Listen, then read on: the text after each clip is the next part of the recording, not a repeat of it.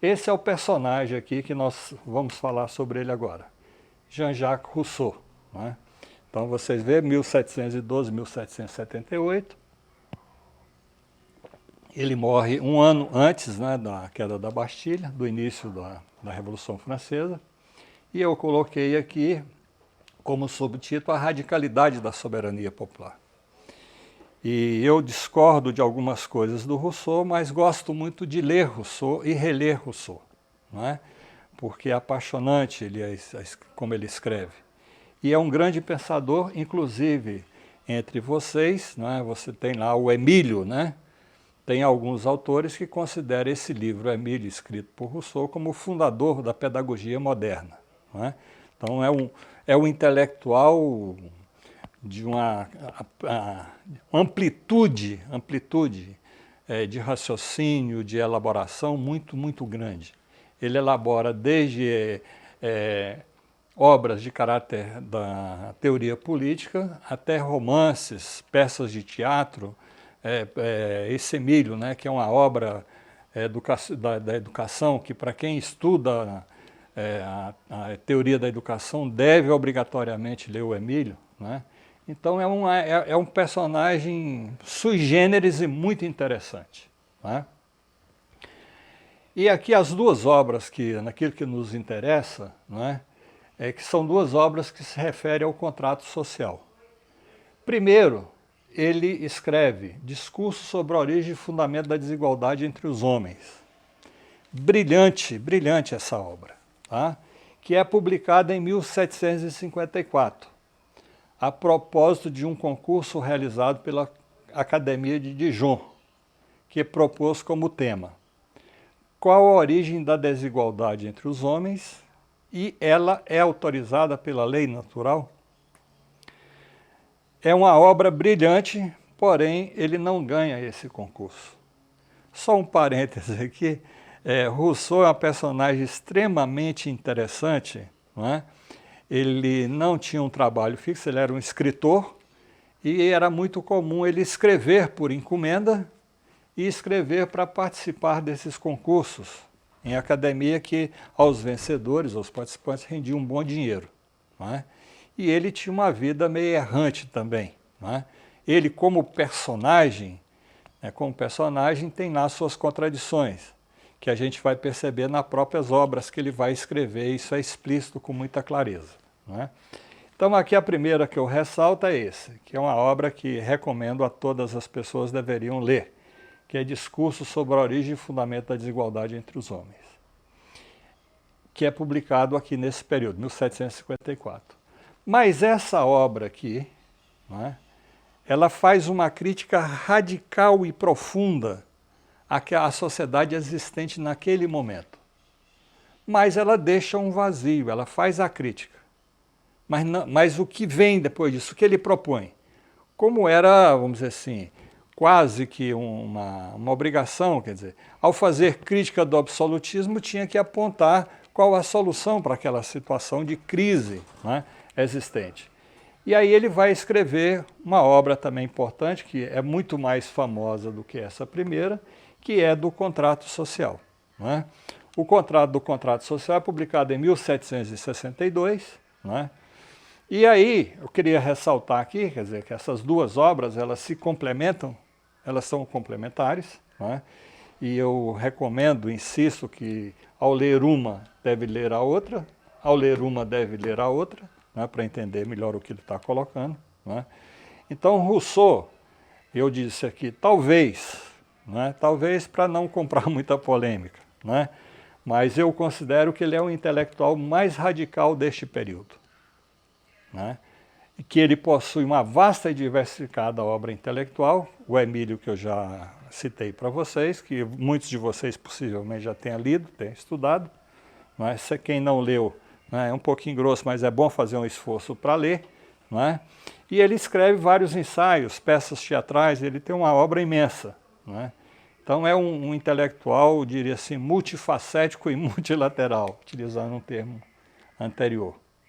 E aqui, conforme nós estamos falando em pensadores empiristas, né, que é o Maquiavel, o Hobbes e o Locke Rousseau não é um empirista, não é um materialista.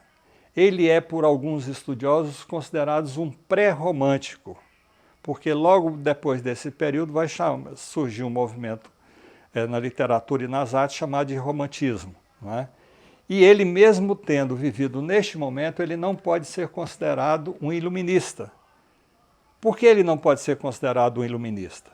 Porque ele nega a razão inata. Hobbes, o homem é dotado de razão no seu estado natural. Locke, o homem é dotado de razão. Para Rousseau, o homem não é dotado de razão no seu estado natural. A razão não é inata, não é inata. Através das obras de Rousseau, nós podemos detectar dois contratos. O primeiro, que está naquela obra que eu falei para vocês, A Origem, Discurso sobre a Desigualdade entre os Homens, né? O primeiro contrato é o contrato do demagogo, que ele vai analisar nessa obra. Né? E o segundo é do contrato social, ou seja, ele faz o diagnóstico, a crítica à sociedade existente e propõe um novo tipo de organização social, um novo tipo de sociedade, ou seja, um novo tipo de contrato. Né? Então vamos ver aqui como é que ele apresenta esse primeiro contrato do demagogo, né? Que vocês já devem conhecer por todos, se já leram, né? Ou algumas partes, porque é muito citado, né? Algumas partes desse Origem e Fundamento da Desigualdade entre os Homens. Né? Então, Rousseau vai dizer que o homem, em seu estado natural, não é bom ou mal. É um animal humano que vive isolado, pois não tem necessidade da vida social. Essa afirmação aqui do Rousseau, não é? Que ele não é bom nem mal, vai permitir que alguns intérpretes afirmam, que eu discordo, que é um equívoco, não é?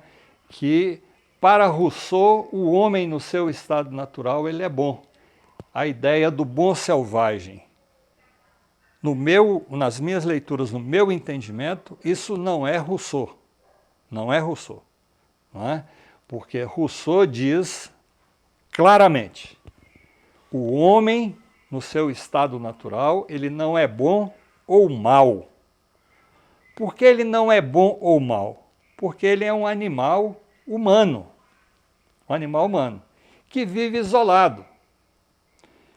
E nessa vida dele isolado, ele não tem nenhuma necessidade da vida social. O homem natural, ele não é sociável. Isso aqui é um pouco refletindo o próprio Rousseau, né? Que ele não era muito chegado, né, às festas, aos saraus, né? Ele era uma pessoa mais retraída, seja pela sua origem social e também transformada em compreensão. Né? Rousseau não é uma pessoa extremamente sociável, que buscava os palácios, as festas, né, dos intelectuais, dos grandes pensadores. Ele era bem mais retraído. Né? Então, para ele, o homem natural não é sociável, portanto, não é dotado de razão. Isso aí conforme vai afirmar Hobbes e Locke. Né? Então vamos ver aqui o que Rousseau diz. Como a vida social e razão estão intimamente correlacionadas, antes daquela, para Rousseau, o homem é incapaz de observar a reta razão, recta ratio.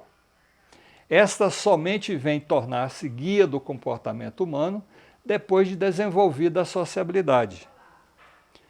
É a vida social que, com seus grilhões, disciplina o espírito libertário do homem e nele suscita a noção de lei. Parênteses aqui. Rousseau, nesse período, né, como ele era um grande estudioso também, já conhecia várias obras daquilo que seria chamado posteriormente de antropologia social, de antropologia política, da existência de outras sociedades, da existência de sociedades aonde não havia essa sociabilidade pressuposta como antecedente. Não é? E já, possivelmente, ele já conhecia alguns exemplos, né, de pessoas que conseguiram conviver e sobreviver isoladamente do meio social. Né? Tem vários exemplos disso, né, que eu não vou citar aqui, mas inclusive tem romances, tem filmes, né, muito interessantes sobre isso. Agora, recentemente, eu li uma matéria sobre norte-americana, aonde foi encontrado um homem que, numa determinada idade aí da infância, ele perdeu o contato com a vida social e passou a conviver com os animais e sobreviver nos animais. E aí ele não desenvolve as capacidades humanas, ele não se humaniza. Não é? Isso é agora recente, coisa de 3 anos ou 4 anos. Não é? Tem aquele exemplo do menino francês também, tem o exemplo de Amala e Kamala na Índia. Né? Então há vários exemplos, não é? Que diria assim, que nos leva a levar com mais seriedade essa afirmação aqui do Rousseau. Não é? E aí o que ele vai dizer? Eu vou repetindo aqui. É a vida social que com seus grilhões disciplina o espírito libertário do homem e nele suscita a noção de lei. A lei civil é anterior à lei natural, isso na mente humana. Né? E é através daquela que o homem chegará a ser capaz de compreender esta. Né? Então veja, para a existência dessa lei natural, é preciso compreender o que é a lei humana, né? Que é a criação social, né? Para fazer esse retrospecto. Né? Assim, noções de justo e injusto não estão presentes no estado de natureza. E os filósofos que as atribuem ao homem natural se equivocam. Então, veja, ele está criticando aqui os anteriores, aqui no nosso caso, Hobbes, Locke, está criticando o pensamento central do iluminismo, não é? Que para o iluminismo o homem é dotado de razão, portanto a razão é inata, não é? E Rousseau está negando isso. Ao negar isso, inclusive, por esse desenvolvimento aqui desse raciocínio, o leva a travar um debate ferrenho, né? E às vezes até agressivo com o Voltaire, que o Voltaire o critica violentamente, por ele ser um anti-iluminista, ele não admitir a razão como algo inato. Né? Excluída a razão, a lei natural não pode ser o fundamento da sociedade. E a origem atribuída a esta, bem como os fundamentos que se apoia à tradição dos pensadores que trataram da questão, agasalha um erro. O direito natural é desconhecido do homem que não dispõe do uso da razão. Então veja, nós já tocamos lá na questão do direito natural. Então, segundo o Rousseau, o direito natural é desconhecido do homem que não dispõe do uso da razão, porque a razão não é inata. Então não há que se falar em direito natural. O homem, no início de sua existência, vive do que a natureza lhe oferece, pois tem poucas necessidades, o que lhe permite viver em liberdade. Se ele tem poucas necessidades, está em contato com a natureza, não é? Ele pode viver livre porque ele não tem muita necessidade. Não é?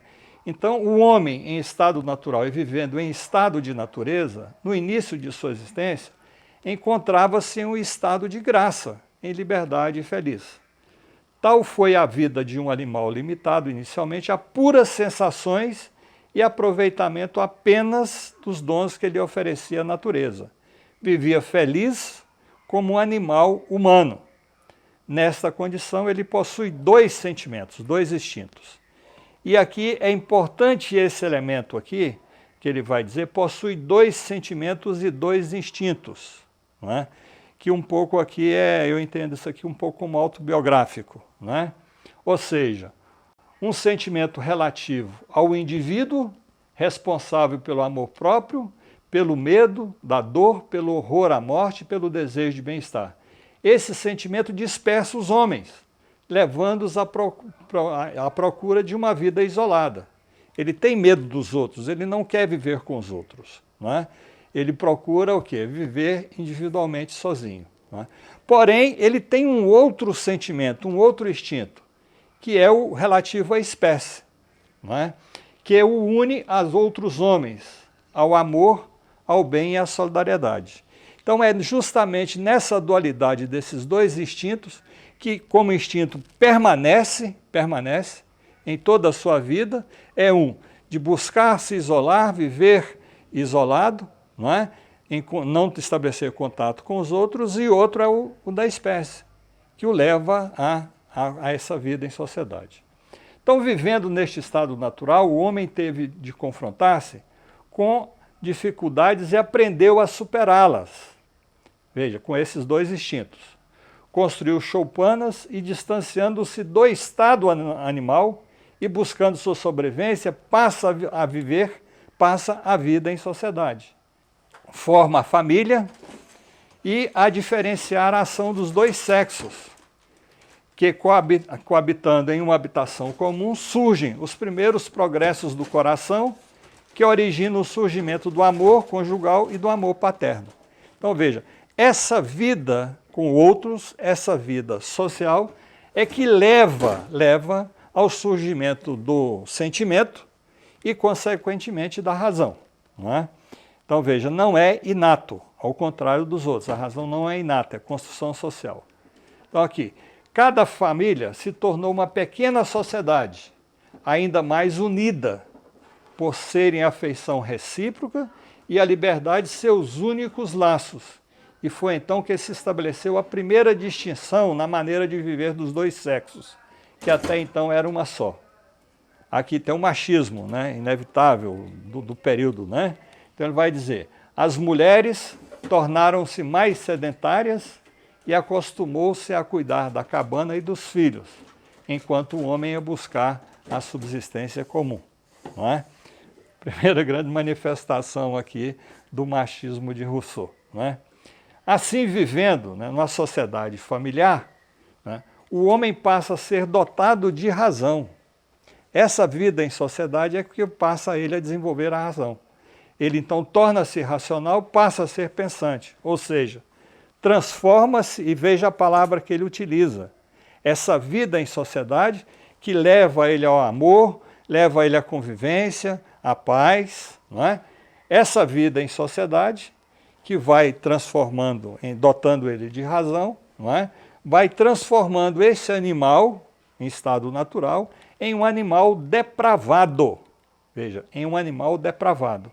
Isso porque a reflexão é contrária à natureza. Veja, a reflexão é um dado de razão. Então, a razão é contrária à natureza. Né? A natureza. Então, esse é uma contradição, um dilema que ele coloca, que é uma crítica profunda e radical ao pensamento dos iluministas. Né?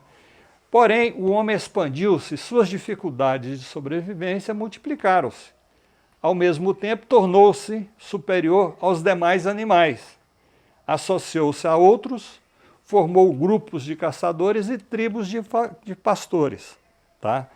Ao desenvolver esse processo inevitável, segundo ele, né, vai surgir o amor materno, filial, etc, etc. Mas, ao mesmo tempo, surge o quê? A inveja, a cobiça, a vaidade e a discórdia.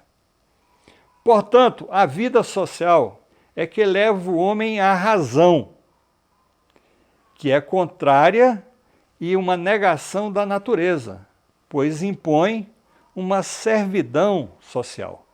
Não há alternativa. Ele, para sobreviver dentro dessas dificuldades, ele tem que viver em sociedade.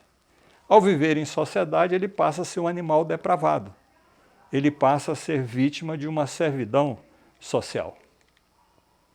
E aí, nesse processo, né, vai surgir aqui, né, a descoberta do ferro. A descoberta do ferro permite ao homem dedicar-se à agricultura, inicialmente de forma coletiva. Mas quando um homem cerca uma determinada quantidade de terras e diz isto é meu, e encontra pessoas crédulas que acreditam nesse ato de usurpação, surge a propriedade privada e individual. Então veja, onde é que ele está situando aqui, ó. Não é? Descoberta do ferro, o acúmulo de riquezas, né? E esse ato do demagogo é esse ato de que isso é meu.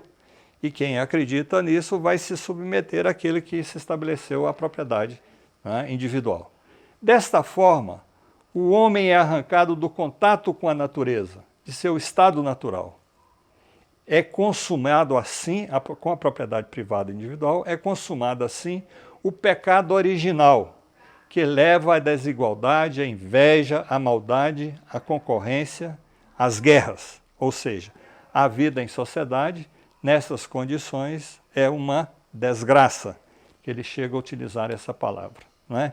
Enfim, ambição voraz, o ardor de elevar sua fortuna relativa, menos por uma verdadeira necessidade, não se acumula fortunas, não é por uma necessidade, e sim para colocar-se acima dos outros. Inspira a todos os homens uma triste tendência a prejudicarem-se mutuamente, uma inveja secreta, e tanto mais perigosa que, para dar seu golpe com maior segurança, frequentemente usa a máscara da benevolência. Em uma palavra, há, de um lado, concorrência e rivalidade, de outro, oposição de interesses, e sempre o desejo oculto de fazer seu lucro às custas de outrem, segundo, vamos dizer, da exploração do trabalho do outro, né? Todos esses males constituem o primeiro efeito da propriedade e o cortejo inseparável da desigualdade nascente. Então vocês observam que ele é muito radical e muito contundente nessa crítica que ele faz da vida social e da decorrência da vida social e do surgimento da razão e, consequentemente, da propriedade privada individual.